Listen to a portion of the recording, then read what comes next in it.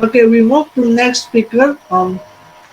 She is wonderful teacher from Italy, Miss Stefania Vinucci. Please welcome Miss Stefania Vinucci. Hello, hello everyone. Hello. I'm very happy to be here with you and thanks for being here to listen to me. Okay, so today I'm going to talk about gender equality and in particular about the role of women in literature. And I would like to start with a question that is also a brainstorming. And if you want to participate, you can write your answer in the chat. But first of all, I need to share my screen. So just a moment. Can you see my screen now? Yes. Okay. What kind of reader are you? Okay, yes. This is the first question I would like to propose to you. So, okay, have a look at these paintings, okay? Each of them shows a different kind of reader. All of them are women, okay? So, what kind of reader are you? I mean, the first one on the left, a woman on a train, or the one in the middle, the woman who is watching women swimming, maybe in a river or in a sea, or the one on the right that is alone in her own bedroom, or the one at the bottom that has already has just read, and she's lying on a sofa. Okay, these are all representations of women reading. I have another question for you. Is reading dangerous? Is reading dangerous for men? Is reading dangerous for women? And do all the people read in the same way in every country? I think these are nice questions to reflect about, because I think that in every country we have different ways of reading. And I also think that there is a difference between reading in men and reading in women. Did you know, according to a survey, women read more than men? And can you guess why? Some people would say that women read more than men because they have more time, because they don't work, for example.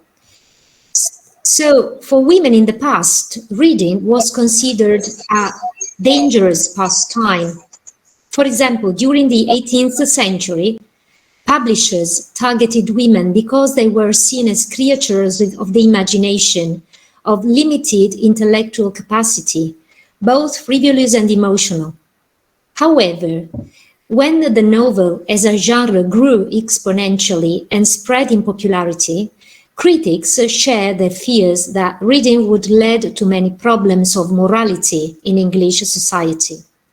This was called novel fear, and was especially directed towards women, to whom novels posed a greater risk due to being seen as more sensitive, imaginative, and easily manipulated by literature. What happens when you read? If you read, you reflect. If you reflect, you have an opinion. If you have an opinion, you differentiate from the others.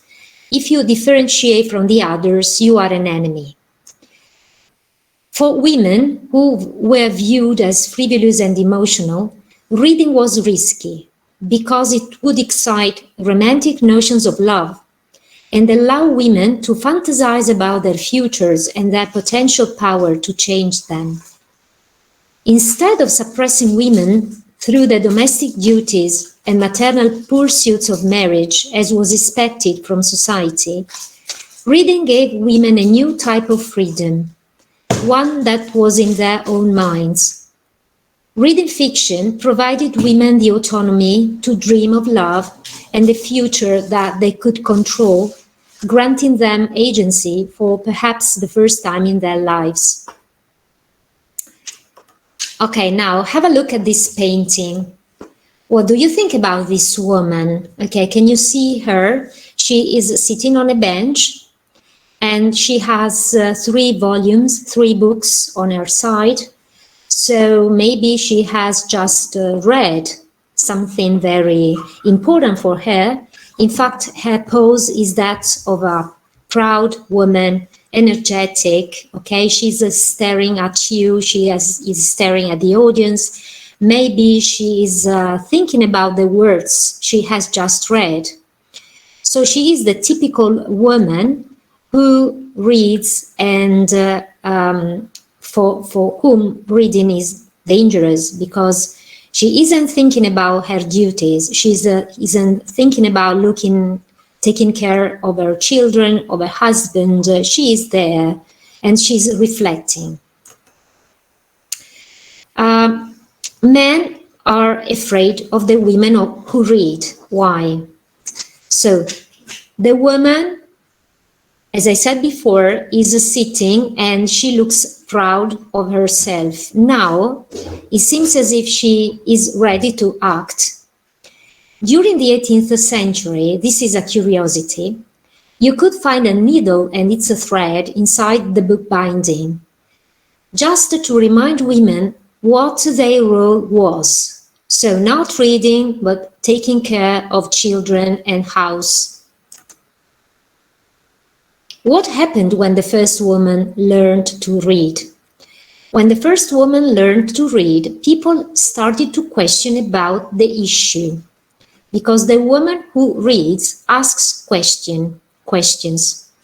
In this way, she destroys the rules. For example, Emma Bovary, created by Flaubert, found in the books what was missing in her life, and this was considered dangerous for those times. Women who read are more intelligent. This is a survey. These are not my words, of course. Women who read can appreciate their solitude when they are alone with a book and its author. They forget everything: husband, house, children. Do you remember the first image, the first slide, the servant on the right? She was sitting on a chair. She was reading. Maybe she was a servant and she forgot anything. She forgot to take care of the house, of her owner. She was just with the author and the book. A woman who reads is completely involved in the reading. She is present, but her soul is completely detached from reality. Nobody can reach her. What happened if men would read as much as women? Maybe they could better understand the world of women. Women read differently from men, and they read everything. Women love the men who read, but only seldom they read together. The true reader reads alone because he finds himself inside the book. Reading leads to self-confidence, and self-confidence leads to critical thinking.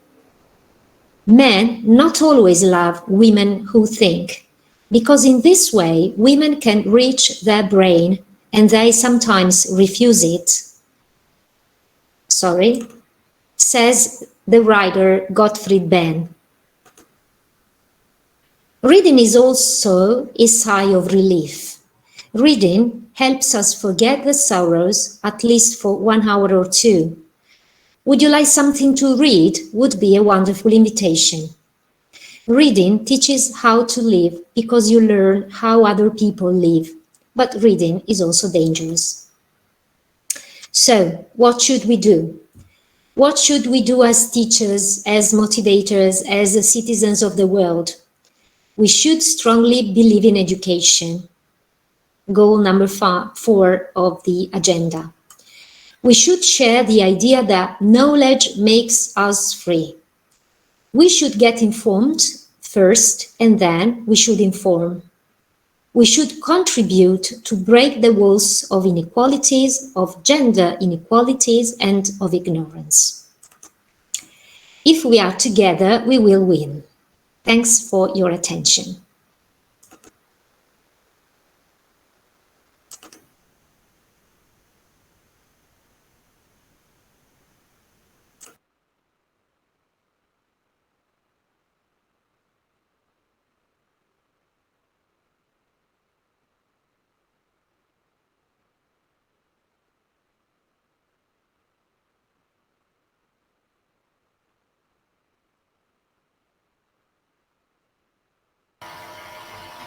Okay, thank you so much, Mr. Fania Binucci, for the wonderful presentation about the topic is woman and reading. Is reading dangerous? Is very important to presentation about that. I think yes. For me, it's important for the woman is want to reading. Reading about something, about the education, about the how to situation in the climate change is very important. Woman is to making reading. Thank you so much, Mr. Fania Binucci. Okay, now we can move to another speaker. He is from Taiwan. Please welcome Mr. Ronnie Anthony from Taiwan.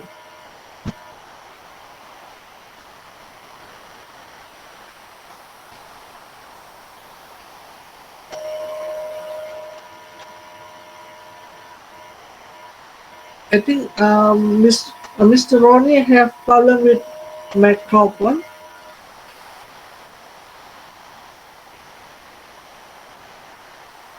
Can you hear me? Okay, now it's good. Okay, thanks a lot. Yeah. It's my honor and pleasure to be part of this moment and talk about SDG. Okay, so good morning and good afternoon and good evening to every different part of the world. I will try to explain to you about my experience with the climate actions and what I do with education for sustainable development. Okay, so I will try to share my screen and hopefully you can see. Can you see my screen?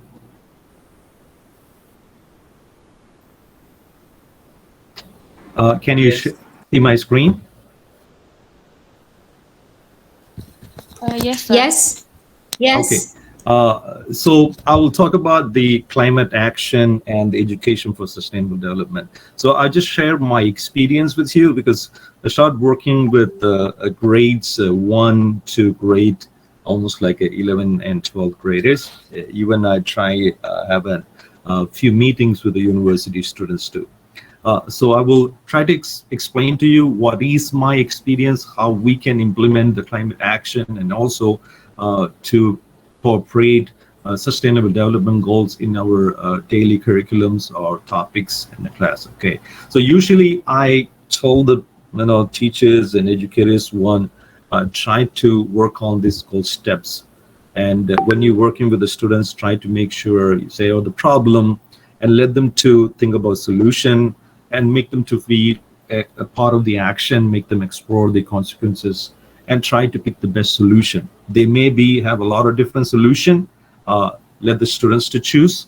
You become a facilitator and try to implement their solution with them. So try to make sure they do have the power for saying, and they have the power to make the difference in their society. Not implementing your ideas, our educators' idea. We need to walk with them and just be a facilitator. And then they were started to do the action. So this is a picture you see. We started an organic farm. It's around almost like 2 cents or 3 cents an area. And we're doing a group farming there. So a lot of other members started to join there.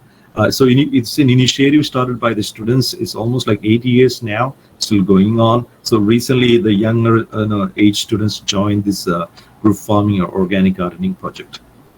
And we do, students, they have an idea about, bicycle, promoting the idea of using more bicycles.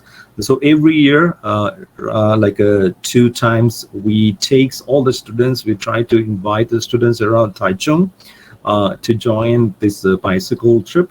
And there's a famous place called Holi in Taiwan. It's in Miaoli, near the Miaoli. So the students come and join these bicycle trips, and we will go for a kind of almost 2-hour ride, and we have lunch, and also students try to educate the locals there, the importance of recycling and the SDG goals. And the students, they feel it's like they are in charge of this whole activity. And I work with the senior high schools near Tanchong, and they take care of everything. They take the all planning, and we just follow them as a facilitator. And you can see the action, the climate action coming from them, and they feel they do have a power to say then you decide what then to do it. Okay, and also this is done by the kids from the grade 2 and 3 and 4. So we will try to take them to outside to the local, family mart, and this is the welcome shop, one of the convenience store in Taiwan. So they went there and they need to plan to buy things and to make sure the package and everything is eco-friendly. And we need to try to say that the conception, how smart you can do the conception, and how we can do the recycling or use of things, and how we can use the product. And at the end of the day, we found the students are very smart. When you give them a task, they follow the task and they want to give you best result. And they don't have they are fresh, and they will teach you certain way that maybe we grown-up people are doing in a wrong way, and they have a better solution. So we just need to listen to those students. As I told you, just be a facilitator and learn from them. And we took the students to our Taichung mayor's office, and the students learn about different SDG goals and the importance of it. And mostly you will find these are the grade 1 kids, grade 1 and 2 and 2. So you're seeing pictures of grade 1 and 2 and 3. And mostly grade 1 kids or 2 kids, they are more interested in doing an action plan because they think they can make the difference, they can make the change, and they will come up with the different action plan, like maybe daily basis or on a weekly basis too. So we need to listen. And it's important in that climate action, as I told you, look for the students' agency. We need to listen to the students, make them power than what we want to do it. As an educator, sometimes we push the students and the whole idea of learning become messed up. It just becomes so in a different style. So please listen to the students, and we joined the local bazaar. It was done by a Taichung magazine, Compass magazine. So students prepare different games, and they sold their vegetables from our organic garden and try to educate the people how we can separate our waste. And they did a lot of different activities, and actually we actually saved a lot of money by selling our vegetables, and we donate the money to a dog shelter. So I want to make sure all the educators make sure it's come from the student, must student powered one, then we decide what to do. And these are the activities, a few climate action. These are the lemons we grown there. We just try to sell it, and the students trying to buy the things from the local convenience store and try to make it a proper purchase. And this is the pictures of that bicycle activity. And this is the neighborhood. We goes there very often on the weekends to pick up the trash. And normally Taiwan is a little bit cleaner, but still there are trash. You can find it, and also we can educate the people about how to reduce the use of plastic or one-time use of the plastic cans. And the same picture from that bicycle trail. And this is, we went to a school and we have a project with them, Treehouse Project. We went to a village, and we work with the schools to cooperate with that school to learn about their culture and their way of living. So students learn a lot, staying away from the town. And these are the SDG club members, and they just go out to have a discussion with the local people. So they ask the questions to know that what is a real issue in their neighborhood, so they can find a solution. So this is from our farm, and we are talking about energy, how we can use energy properly, what are the different ways we can save energy. That was the class. The students also give the presentation, and they try to implement how we can reduce the energy in the classroom. And they have a reading of energy they use for like 1 week and 2 weeks. They started to check what are the ways we can cut down the energy. So about education, for the main thing I want to say, connect to the local issue. Make sure when you educate the kids about sustainable development, make them to connect to the local issue. So you can say, act locally, think globally, an idea. So if they cannot connect these issues to local, they won't get interested, and then the action plan become very just only presentation, only papers, and the effectiveness goes very lower. And make sure the students know that action makes the difference. When the students feel that their action can make the difference, they will be involved and they will work with you, and you're going to see a very different students excited, and you will say, I want to go to school, I want to meet them. It's a very different feeling. So action makes it. So when you do the education for the sustainable development, make sure you can cover these 8 competencies.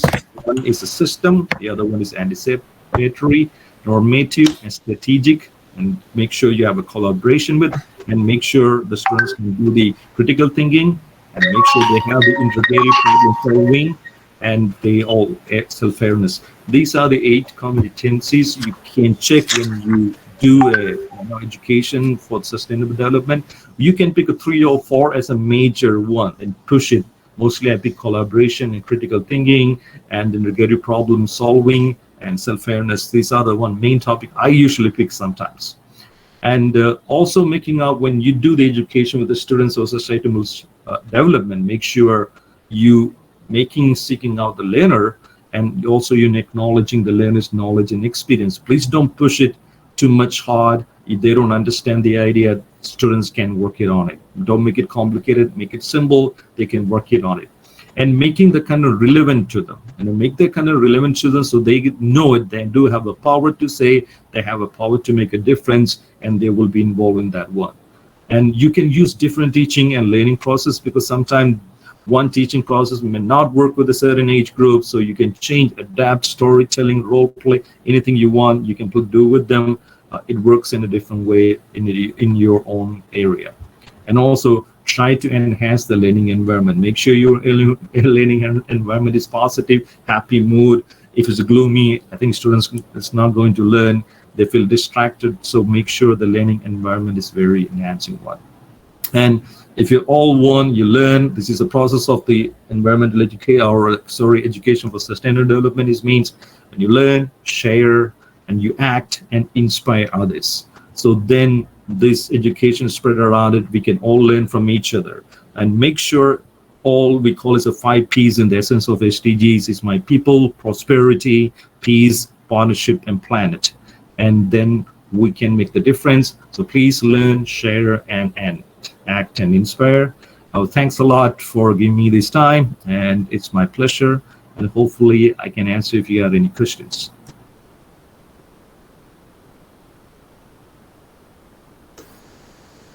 Thank you. Thank you so much, sir, for your presentations. Yeah, I do agree with you with the problem-solving step that you have 4 steps. The first one is say the problem, and the second one is think of solutions, and the third one explore consequences and pick the best solution. I do agree with that, because we need steps to solve the problem, especially in climate actions. Thank you, sir. Yeah. Thanks a Now lot.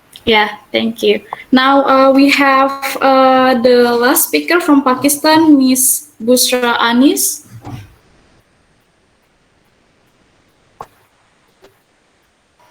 Hello.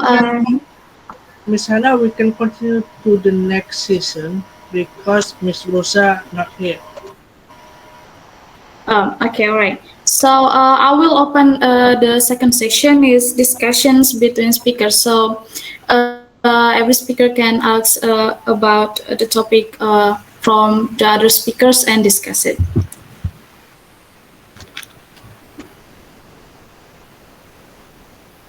Maybe Mr. Ronnie, maybe you have any questions for Miss Stephanie? You can ask her, or because I knew reading for the ladies or females, it's very big, because that makes the society different. The more the ladies read, the society will be different. There will be if you want to see a modern society, it means that most of the ladies will read. Okay, and like she says, it's dangerous for systems. It's dangerous for establishment, because the more they read, they're going to ask more questions. They're going to make more dangerous to the establishment. So I do like to reading. I used to tell my students, read. And they would say, is there any way? No, just read. There's no other solution. Just read. You can read more, then you have more, then you can try to understand different opinion. That's open a whole world, So sometimes because of the new age of the iPad and everything, students kind of started to they want a shortcut. They want everything in shortcut. They think that there is a capsule that they can eat and they can get everything. So I used to say, just read. Pick up a book and read. That's the only one.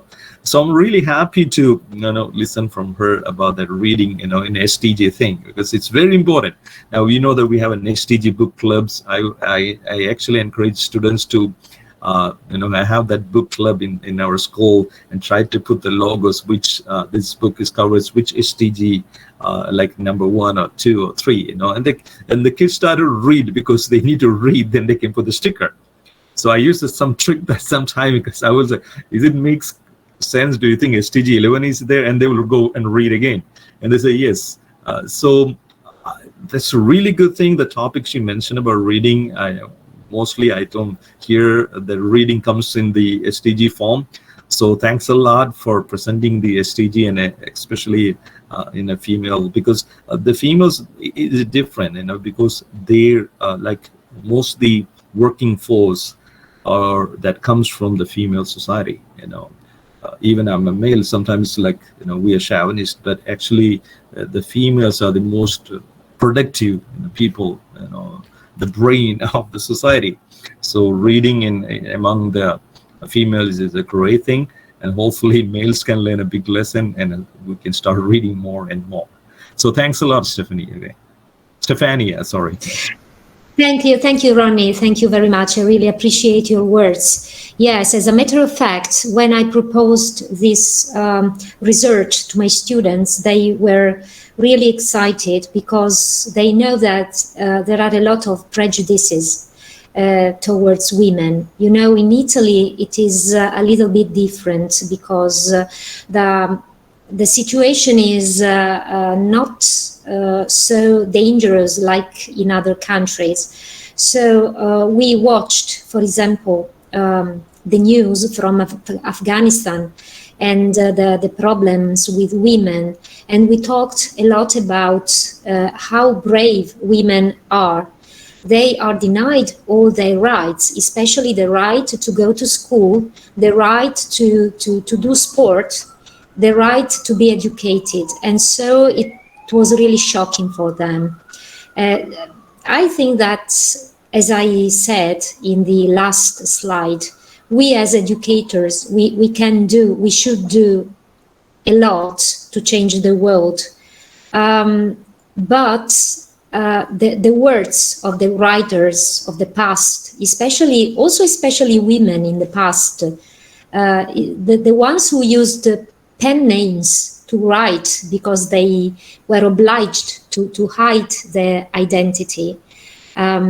I think that they gave us and are giving us a strong message, even though the situation now is a bit different, but not in every country. So we should try to be united, to win, to do something.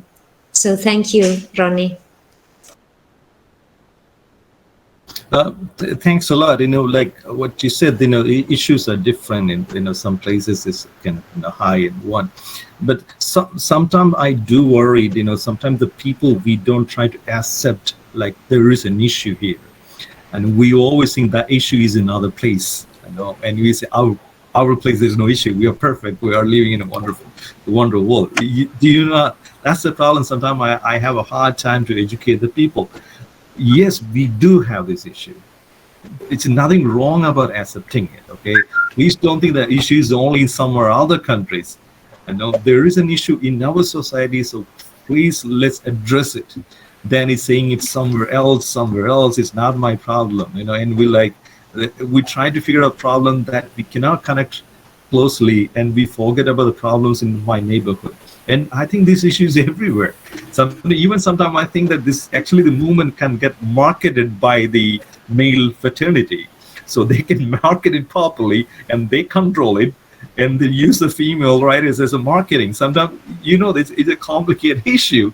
So we need to address those issues, then we can make the right path or the right development, than just the marketing strategy, or like it's not my problem, it's only happening somewhere else.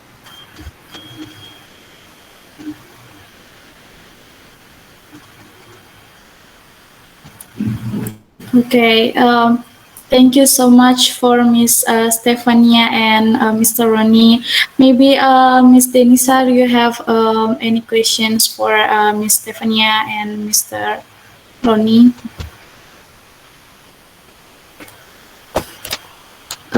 Miss Denisa?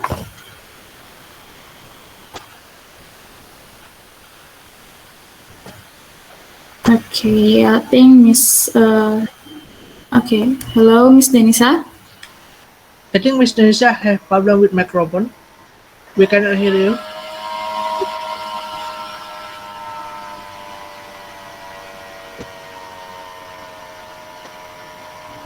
We cannot hear you, Miss Denisa.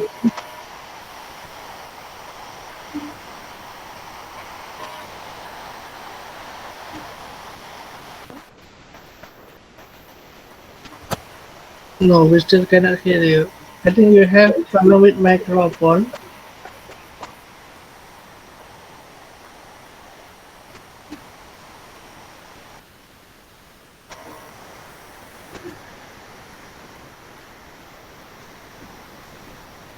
Misalnya, we're still waiting, Miss Denisa, to fixing microphone. Hello, am I audible? Yes, Okay. no. Yeah, actually, I'm changing my No. computer right now with my friends. So I would like to appreciate another speakers from Stephanie and Ronnie about telling us about the global citizenship educations. So I think this is one of the forums where like teachers and people play important roles in educating people, especially about reading. I think it's very interesting how to improve people willingness, especially for women, to read more, because in Indonesia right now, I think in the context of the Indonesia, not all of many people are interested to read.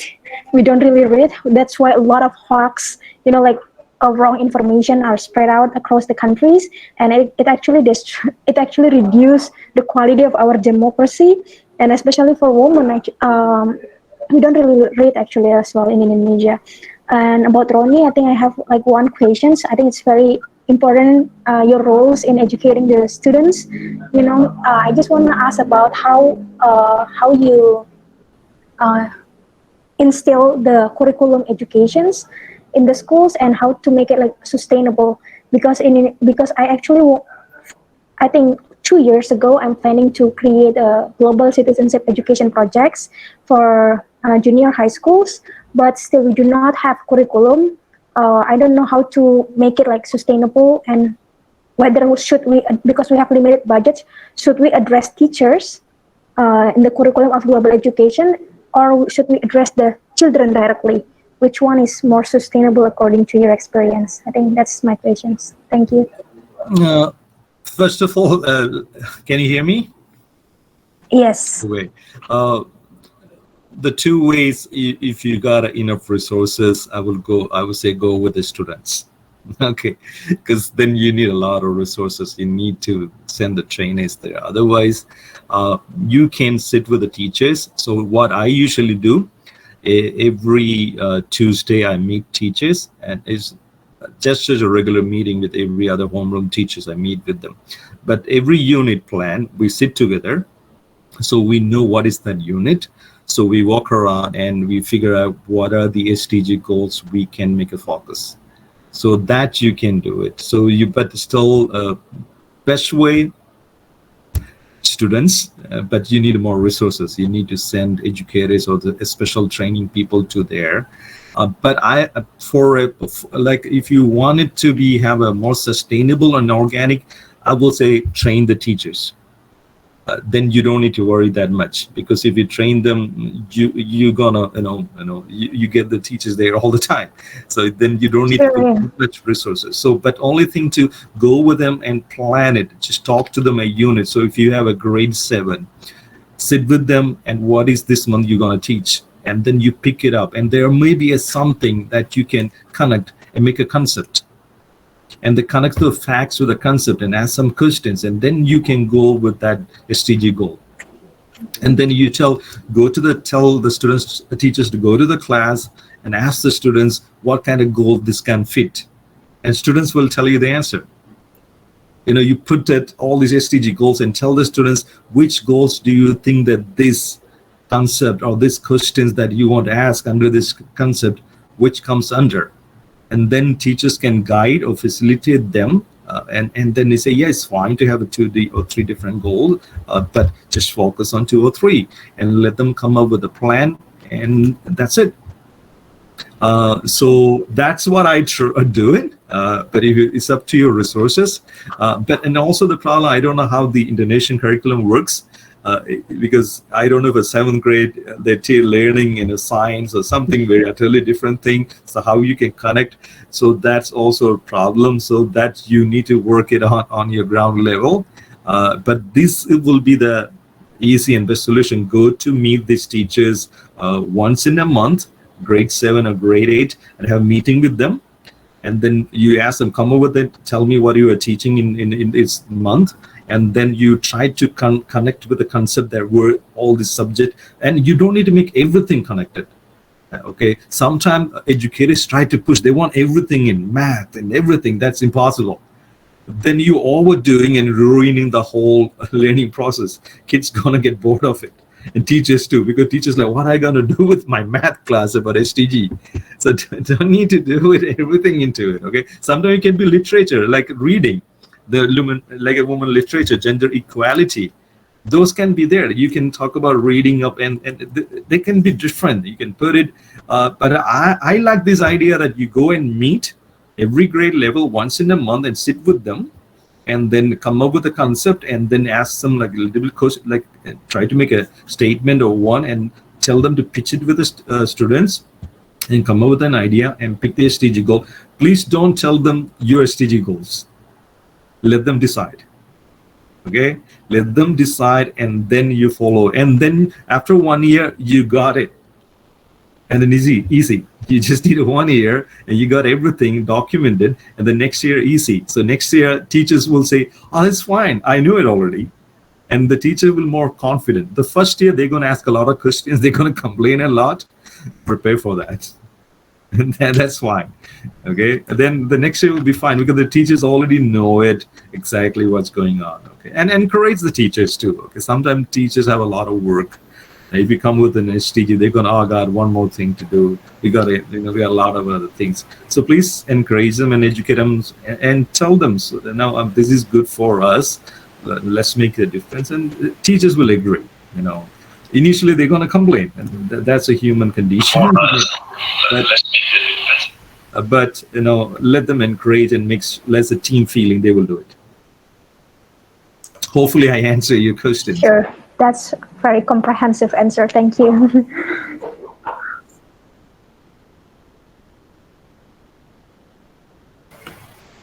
Okay, yeah, I think for discussion between speaker is over, and I will open the last session is Q&A from the participants. So now every participants have opportunity to ask the questions about the topic by using the chat box. You can write it on the chat box, and I will read it for you to our speakers.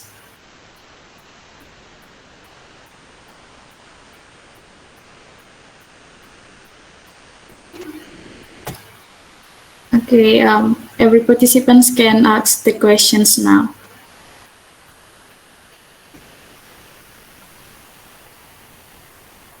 Okay, I'll go first. I would like to ask Miss Stephanie about the women can read. So, did you found like any differences from the past and now? Like the interest in reading books. Did you found it, Miss? Okay, with my students, we tried to analyze the situation in the English-speaking countries in the past. And we made a comparison with some countries today and Italy. So concerning Italy, we can say that maybe there is some difference between the north and the south. So in the north, the we can say society, we can call it, is more developed than in the south. In the south, we can notice some areas in which women are considered, let's say, sort of inferior to men. Okay, they don't work because in the south there is a problem with jobs. They spend a lot of time at home. They take care of their children, of their husband. So it's a sort of patriarchal society like in the past. So we noticed this comparison between the present and the past. In the area, in the region where I live, that is in the middle of Italy, there are no differences, and also in the north. So that was a very interesting research. And in particular, we tried, as I teach in art high school, we analyzed some paintings, and it was very interesting to notice how painters described their vision of the woman who reads and the woman who writes. So that was a sort of interesting activity. Okay. Did I answer the question? Yeah. Thank you so much, ma'am, for your answers. Yeah. And there's questions from for Mr. Ronnie from Zoengba.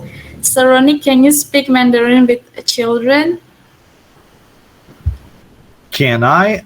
I can, but I teach an actually international school program. So usually my instruction is in English, but sometimes I use my basic Chinese because I'm not Taiwanese. I hope you can figure out my from face. I am from India and live here in Taiwan for the last 17 years, but can't speak Chinese, but not that fluently. But I can live around here, no problem about it. Okay, but I don't use that much Chinese in my classes, but I do because sometimes some students, they don't get certain vocabularies or words, so trying to explain to them with my minimum Chinese. So far I didn't feel that hard. You can use even without a Chinese. It's about the communication, but you know that if you can patience and listen to them, I don't think language is the big problem. It was just the art of the communication is most important. Some people have a hard time, but for me so far, I didn't have no problem at all. So I do speak a little bit, not very often. Okay, thank you so much, sir. Maybe any participants have any questions? Mr. Fadila, maybe you have any questions for Ms. Denisa?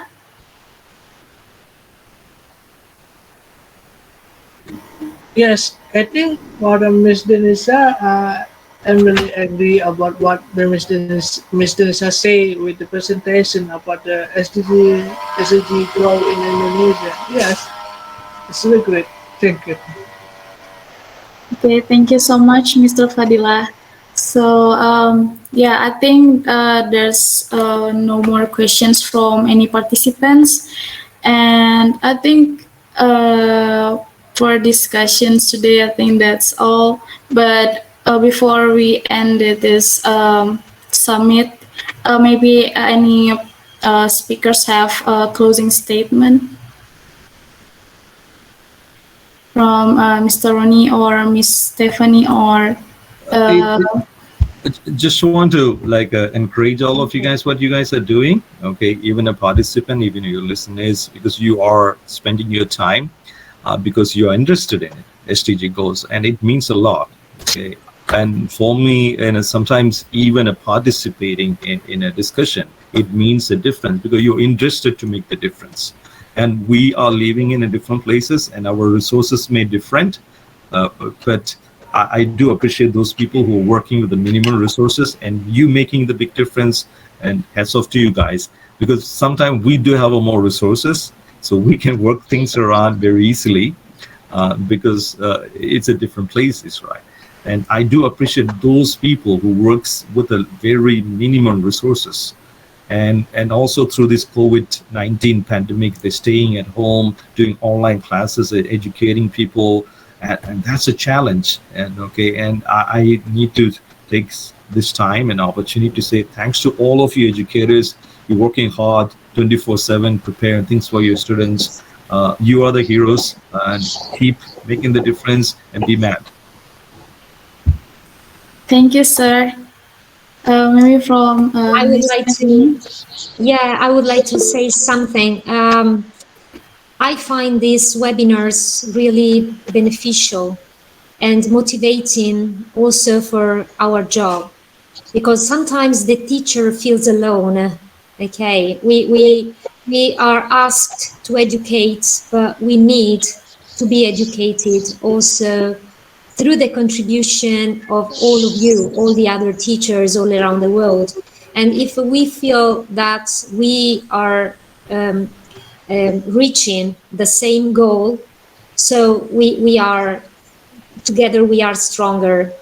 And this is a way to break the walls, really to break the walls. That it means that today I'm talking with Ronnie, with Miss Denisa, and with all the other people who are around me, and I feel less alone. And this is really, really great for me. So thank you for this opportunity. Thank you, everybody. Thank you, Miss. Can I say words? Oh, yes. Sure. Thank you very much. I would also say thank you very much for inviting me. Maybe I'm not coming from a teacher background, but I'm very happy to be able to share here. So maybe in the context of SDGs, our organization focus more on the governance of SDGs. So it's like we try to implement SDGs in the national and local level, but like seeing the practical experience, like how SDGs can actually works, and through the experiences coming from Stephanie and Ronnie, it actually shows that everyone can make a difference. And I'm very happy and delighted, and hopefully I could able to implement some of the ideas here, so to scale up the projects. This is something that I'm dreaming of, but unfortunately I could not able to do until now. But hopefully through this like learning experience, peer learning, and hopefully in the future we still can connect to each other.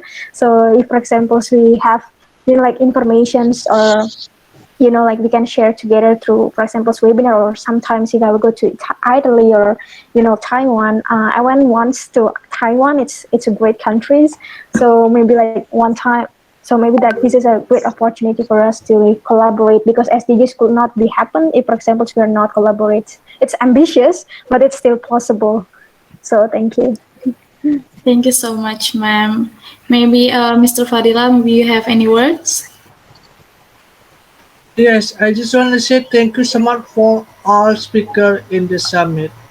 We can start in the first day, it's very wonderful. Second day, really wonderful. And then now we start in the last day. It's really wonderful topic, wonderful speaker. Me with the Workforce International team, I want to say thank you so much really to all speakers. Today we influence about new things to all audience, to all speaker, to all teacher, and to all inspirational. And then we say thank you so much, and then see you in the wonderful summit. And then before that, I think for the certificate we can send in the 4th October. Okay. And then thank you so much. Thank you, Miss Hannah. Thank you, Miss Steffi, Mr. Ronnie, Miss Denisa, and then to all wonderful speakers. I love you so much. Thank you. Thank you so much, Mr. Fadila. So I would like to say thank you for every speakers and every participants. Thanks for sharing your idea, and thanks like for everyone for coming here and spend your time to this benefit summit. And I hope we can meet in the next summit. Thank you so much. Yeah. Okay. See you in the next summit. Bye-bye. Bye-bye. Thank you so much. Bye-bye. Have a good day. Have a good day. See you.